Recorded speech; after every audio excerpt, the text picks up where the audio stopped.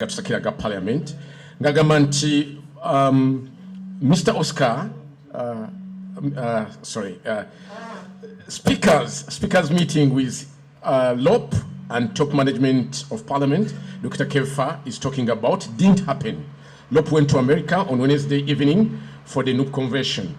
The meeting had to take place on Thursday morning. Mr. Oscar, when Parliament was closing its third year at the State of the Nation address, Speaker communicated that Parliament sittings would be moved to regions.